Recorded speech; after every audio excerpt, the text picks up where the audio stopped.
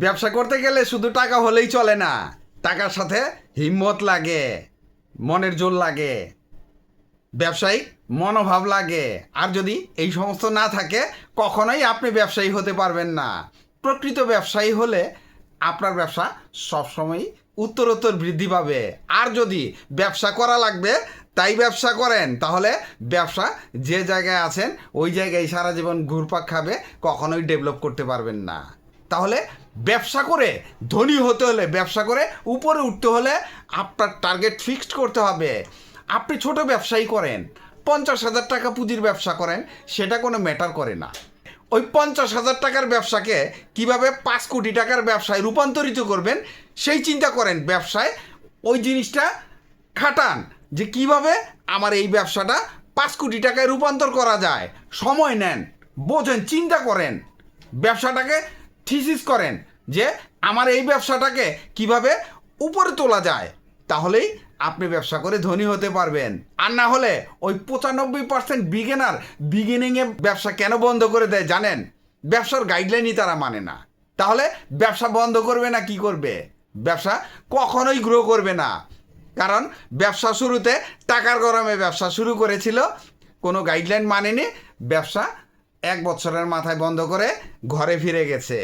আপনাকে ওই রকম করা চলবে না। 5,000 টাকার ব্যবসা করেন, আপনার অ্যাবিলিটি অনুযায়ী আপনি ব্যবসা করবেন। শুরুতেই আপনারা ভুল করে বসেন, কারণ আপনার কাছে টাকা আছে 50,000, আপনি 10 লাখ টাকার ব্যবসা শুরু করে দিলেন। তাহলে শুরুতে কি হলো? আপনি ব্যাকফুটে চলে গেলেন।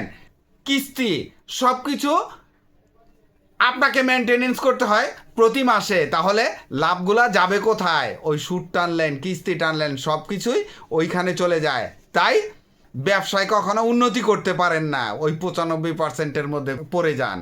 ওই 5%-এর মধ্যে পড়তে হলে শুরুতেই আপনাকে একটা গাইডলাইন তৈরি করতে হবে, একটা পণ্য সিলেকশন করতে হবে। এমন পণ্য সিলেকশন করবেন যে পণ্যটা আপনাকে দিয়ে যায়। 3টি অল্প পুঁজির ব্যবসার আইডিয়া দিব। ব্যবসাগুলা বিশাল। আপনি যদি ব্যবসায়িক মন মানসিকতা নিয়ে ব্যবসাগুলা করতে পারেন, যে কোনো ব্যবসা করতে পারেন, সেটা আপনার অ্যাবিলিটির উপর ডিপেন্ড করবে আপনি কোন ব্যবসাটা চুজ করবেন। আর যদি এইখান থেকে কোনো ব্যবসা চুজ করতে না পারেন, তাহলে এই ভিডিওতে এমন কিছু থাকবে যা আপনার শিক্ষণীয় হবে, পরবর্তী ব্যবসা করতে আপনার উপকারে আসবে। চলুন জেনে আসি আমার 3টি ব্যবসা কি। ব্যবসার হাতেখড়ি হিসেবে আপনি স্টক পণ্যের ব্যবসা করতে পারেন। স্টক পণ্যের ব্যবসার পরিধি বিশাল। আপনি কি পণ্যের স্টক ব্যবসা করতে চাচ্ছেন? স্টকলেটের ব্যবসা করতে পারেন, কৃষি পণ্যের স্টক ব্যবসা করতে পারেন, বা বিভিন্ন ফ্যাক্টরির মালের স্টক ব্যবসা করতে পারেন। মূলত স্টক ব্যবসাটা হচ্ছে সিজনাল ব্যবসা।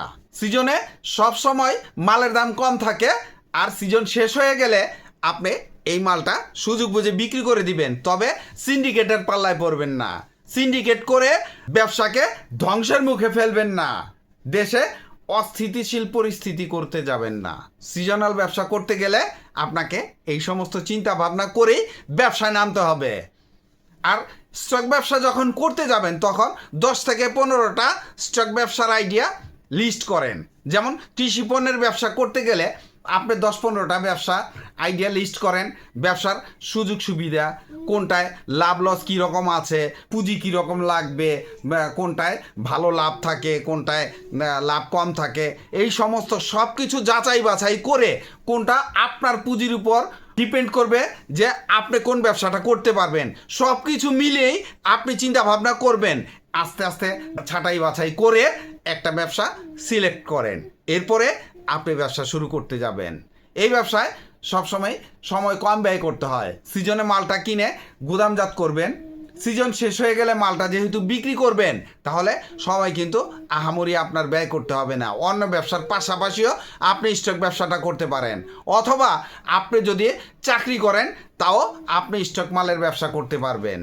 আপনি কি কি পণ্যের স্টক ব্যবসা দিয়ে ব্যবসা শুরু করতে পারেন? কৃষি পণ্যের মধ্যে ধান, চাল, গম, ভুট্টা, বাদাম, পেঁয়াজ, সরিষা, রসুন, আদা, কালোজিরা, ধনিয়া, তিল, পাট, মধু, গুড় এবং খেজুর। আরও অনেক পণ্য আছে যেগুলা আপনি কিনে স্টক করতে পারেন। মোট কথা আপনাকে দিয়ে যে ব্যবসাটা যায় সেটাই আপনি করবেন। সব কিছু যাচাই বাছাই না করে আপনি স্টক ব্যবসা করতে যাবেন না, তাহলে আপনি আমাকে গালি দিবেন যে আপনার কথায় মোটিভেট হয়ে আমি ব্যবসা করতে যে মাল বিক্রি করতে পারি না। মোট কথা আপনাকে দিয়ে যে ব্যবসা যাবে সেটাই আপনি করবেন। আর যদি অসম্ভব কিছু করতে যান তাহলে কোনো কিছু আপনাকে দিয়ে সম্ভব হবে না। ভবিষ্যতে ডিমোটিভেট হয়ে ব্যবসার প্রতি আপনি দ্বিমুখ হয়ে চাকরি খুঁজতে যাবেন, চাকরিও পাবেন না, ব্যবসাও পাবেন না, শেষ পর্যন্ত আপনি বেকার থেকে যাবেন। তাই চিন্তা ভাবনা করে আপনি ব্যবসায় নামতে যাবেন, তাহলেই জীবনে সাকসেস হতে পারবেন। মাল কেনার পর আপনার বিক্রির চিন্তা করতে হবে। স্টক ব্যবসায় কিন্তু বিক্রির চিন্তা করা লাগে না, আপনি যেখান থেকে মাল কিনবেন সেখানেই বিক্রি করতে পারবেন। তাছাড়া গ্রাম্য হাট, গ্রাম্য আড়ত, শহরের পাইকারি দোকান, শহরের খুচরা দোকান, তাছাড়া শহরেও আড়ত আছে বিক্রি করার জন্য, সব জায়গায় বিক্রি করা সম্ভব। সবচাইতে বড় কথা, বাজার মূল্যের চাইতে 1 টাকা 50 পয়সায় যদি কম দিতে পারেন তাহলে দেখবেন আপনার বিক্রির চিন্তা কখনোই করতে হবে না। আপনার ঘরে এসে, আপনার গুদামে এসে কাস্টমার মাল নিয়ে যাবে।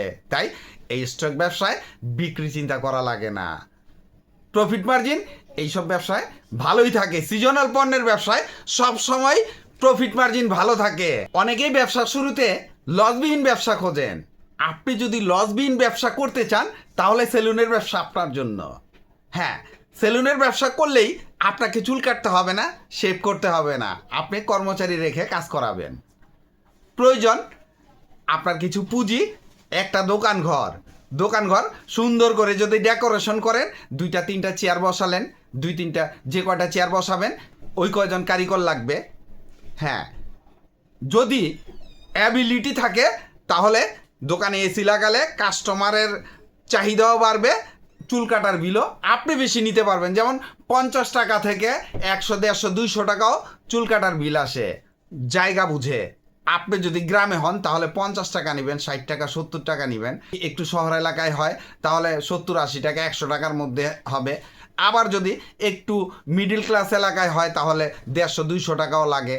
একটু আপার ক্লাস, একদম আপার ক্লাস এলাকায় গেলে 300, 400, 500 টাকাও চুল কাটার বিল দেওয়া লাগে। আর শেভ করার বিলটা আপনি হিসাব মিলিয়ে নেবেন। তাহলে আপনি যে এলাকায় থাকেন ওই এলাকা অনুযায়ী আপনি আপনার দোকানঘরটা সাজাবেন। ডেকোরেশন বিল, তারপরে চেয়ার, তারপরে এসির বিল, সব কিছু মিলিয়ে আপনার প্রফিট মার্জিন এই ব্যবসায় খুব ভালো থাকে। আর যদি আপনি এসি ছাড়া করতে যান তাহলে 1 থেকে 1.5 লাখ টাকা লাগবে। আর যদি এসি সহ করতে চান তাহলে 2-2.5 লাখ টাকাও লাগতে পারে। এই পুঁজিতে আপনি আর লস গুনবেন না, শুধু কর্মচারী নিয়োগ দিবেন। আর কর্মচারীর যে সমস্ত মালামাল লাগবে, যেমন শেভিং ফোম, কাঁচি, তারপরে বিভিন্ন ধরনের যন্ত্রপাতি, এগুলা সব কিছুই, ট্রিমার, এগুলা আপনাকে কিনে দিতে হবে। শুরুতে একবার পুঁজি ইনভেস্ট করবেন, এরপরে দেখবেন আস্তে আস্তে আপনার শুধু লাভ আসতেই থাকবে। যেমন অনেক জায়গায় 50-50 করে, অনেক জায়গায় 40-60 করে। ধরেন যদি 50-50 করেন, কর্মচারীর 50% থাকবে যে কাজ করবে, আর আপনি মালিক, আপনার 50% থাকবে। আপনি শুধু বসে বসে টাকা গুনবেন। সেলুনের ব্যবসায় এই মজাটা অনেকেই বোঝে না। আবার অনেকেই চিন্তা করে সেলুনের ব্যবসা করবো, মানুষ নাপিত বলবে। নাপিতরা কি মানুষ না? হ্যাঁ, আমি তো আগেই বলেছি যে আপনার চুল কাটা লাগবে না, আপনি শুধু কর্মচারী দিয়ে কাজ করাবেন, মাথাটা একটু খাটাবেন, কর্মচারী কোথায় পাওয়া যায়, কিভাবে ইনভেস্ট করলে আপনার লাভটা বেশি হবে, এই হিসাব মিলিয়ে যদি আপনি সেলুনের ব্যবসা করতে পারেন তাহলে এই ব্যবসাটা আপনার কখনোই পিছন ফিরে তাকানো লাগবে না। যেমন আমার পরিচিত একজন আছে, উনি ঢাকার বাইরে থেকে এসে একটা সেলুন দোকান করলো। 6 মাস পরে দেখি 3টা তার দোকান। কেন রে ভাই, এর মধ্যে কি আছে? বললো যে একবার ইনভেস্ট করলে লাভ আর লাভ, শুধু আপনি হিসাব মিলাবেন কর্মচারী কোথায় পাওয়া যাবে, এর চেয়ে বেশি কিছু আপনার পরিশ্রম করা লাগবে না। মাল তো কোম্পানির দোকানে এসে দিয়ে যায়, তাহলে ওই মালের চিন্তা করা লাগবে না। যেগুলা এই শেভ করার জন্য, চুল কাটার জন্য যে সমস্ত মাল লাগে ওগুলা কোম্পানি দোকানে এসে দিয়ে যাবে, ওই খরচটা আপনি বহন করবেন। ওই যদি 50% থাকে 10% খরচ হবে, বাকি 40% লাভ আপনার। ব্যবসায় শুরুতেই বললাম যে কোনো ঝুঁকি নেই, নিশ্চিন্তে এই ব্যবসাটা শুরু করে দিতে পারেন। আপনার এলাকায় হোক, আপনার পাশের এলাকায় হোক, যে জায়গায় যাবে একটু ব্যস্ত এলাকায় হলে ভালো হয়। একটু সুন্দর করে টিপটপ করে যদি একটু সাজিয়ে করতে পারেন তাহলে ওই দোকানের কাস্টমার বেশি থাকে। দেখলেন যে এলাকায় আরও সেলুন আছে, তারা কত টাকা নেয়, তাদের থেকে আপনি 10 টাকা কম নেন, আপনার কাস্টমারটা বৃদ্ধি পাক। আর এইভাবে আস্তে আস্তে ব্যবসা যখন গ্রো করবে তখন আর কখনোই পিছন ফিরে তাকানো লাগবে না। আর আপনার কারিগররা যদি ভালো কাজ করে, রিপিট কাস্টমার আসা শুরু করে, তখনই আপনি বুঝতে পারবেন আপনি ব্যবসা ভালোভাবে পরিচালিত করতে পারছেন। আর এই ব্যবসায় ব্যবহার আর কাজের উপর ডিপেন্ড করে আপনি কত দূর যাবেন। আপনি ফার্মিং ব্যবসা করতে পারেন। ফার্মিং ব্যবসার পরিধি কিন্তু একেবারে ছোট না। বর্তমানে তরুণরা কিন্তু এই ফার্মিংয়ের দিকে ঝুঁকছে। পড়াশোনা শেষ করে চিন্তা করছে যে একটা ফার্ম করব, আমি উদ্যোক্তা হব। আস্তে আস্তে শুরুটা আমি কোয়েল পাখির ফার্ম করলাম, মুরগির ফার্ম করলাম, গরুর ফার্ম করলাম, বিভিন্ন ধরনের ফার্ম করতে পারেন আপনি। আপনার পুঁজির উপর ডিপেন্ড করবে আপনি কোন টাইপের ফার্ম দিয়ে আপনার ব্যবসাটা শুরু করতে চাচ্ছেন। এখন গ্রামের পাশাপাশি শহরে কিন্তু তরুণরা এই ফার্মের জন্য এগিয়ে আসছে। চাকরির অপ্রতুলতা, সরকার চাকরি দিতে পারছে না, চাকরির অ্যাবিলিটি কম, তাই মানুষ কিন্তু ব্যবসার দিকে ঝুঁকছে। আর বিশেষ করে ফার্মিং করে কিন্তু অনেক লোক এগিয়ে যাচ্ছে। তাহলে আপনি কেন পিছিয়ে থাকবেন? আপনি একবার ট্রাই করে দেখেন এই ফার্মিং করাটা আপনাকে দিয়ে যায় কি না। আপনি কী ধরনের ফার্ম দিয়ে আপনার ব্যবসা শুরু করতে পারেন, যেমন আপনার পুঁজির উপর ডিপেন্ড করবে আর আপনার অ্যাবিলিটির উপর আপনি কতটা শ্রম দিতে পারবেন তার উপর ডিপেন্ড করবে আপনি কী ধরনের ফার্ম করবেন। যেমন গরুর ফার্ম করতে পারেন, পুঁজি মোটামুটি ভালোই লাগবে, পরিশ্রমটা যেহেতু নিজে করবেন মোটামুটি ভালোই পরিশ্রম করতে হবে। আপনি যদি পরিশ্রমী হন আর পুঁজি যদি মোটামুটি ভালো থাকে তাহলে আপনি গরুর ফার্ম করতে পারেন, ছাগলের ফার্ম করতে পারেন। দেশি বিদেশি বিভিন্ন ধরনের ছাগল আছে, ছাগলের ফার্মে কিন্তু প্রচুর লাভ। ভেড়ার ফার্ম করতে পারেন, আপনি মুরগির ফার্ম করতে পারেন, যেমন ব্রয়লার মুরগি আছে, সোনালী মুরগি আছে, দেশি মুরগি আছে। আপনি 20টা দেশি মুরগি দিয়েও ফার্ম শুরু করতে পারেন। ডিম থেকে শুরু করে বাচ্চা ফুটানো পর্যন্ত এই 20টা মুরগি আপনার দেখবেন এক সময় 20,000ও হতে পারে। তবে আপনাকে এই ফার্মিং ব্যবসাটা বুঝতে হবে, মুরগি বা পশু পাখির রোগবালাই এগুলো বুঝতে হবে।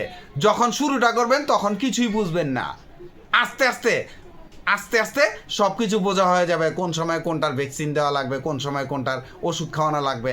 আপনি হাঁসের ফার্ম করতে পারেন। আজকাল শহরাঞ্চলেও এই তরুণরা যেমন ছাদের উপরে বিভিন্ন ফার্ম করছে। ছাদের উপরে আমি দেখলাম দেশি মাছের চাষ করছে, রঙিন মাছের চাষ করতে পারেন আপনি। শহরের বারান্দায়ও রঙিন মাছের বাণিজ্যিক চাষ হচ্ছে। তাহলে বারান্দায় যদি রঙিন মাছের চাষ করতে পারে, আপনি বসে আছেন কেন? আপনি চাকরি করেন, ব্যবসা করেন, সব কিছুর ফাঁকে ফাঁকে আপনি এই ব্যবসা করতে পারেন। বাসায়ও অনেকেই অ্যাকুরিয়ামে এই রঙিন মাছ চাষ করে বা রঙিন মাছ শখ করেও পালে। আপনি অ্যাকুরিয়ামে না পেলে আপনার বারান্দায় করেন, 2-3টা ড্রাম দিয়ে করতে পারেন। আপনার যদি ছাদ থাকে ছাদে করেন। যেমন আমি নিজেই রঙিন মাছটা শখ হিসেবে নিয়েছি, কিন্তু এটা এখন কমার্শিয়াল হয়ে গেছে। আমি কিন্তু 10টা মাছ দিয়ে শুরু করছি, এখন কয়েক হাজার মাছ আছে, ওই 10টা মাছ থেকে হয়েছে। তাহলে আমি কিন্তু কিছুই জানতাম না।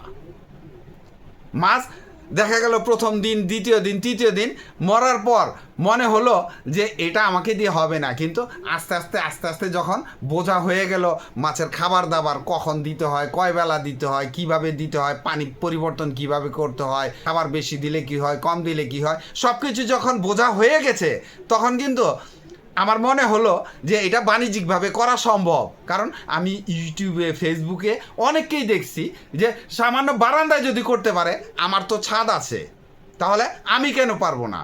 হচ্ছে, আমাকে দিয়েও হচ্ছে। তাহলে আমাকে দিয়ে হলে আপনাকে দিয়েও সম্ভব হবে। একবার ট্রাই করে দেখেন।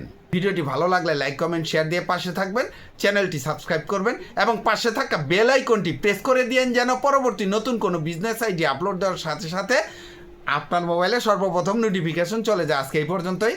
আসসালামু আলাইকুম।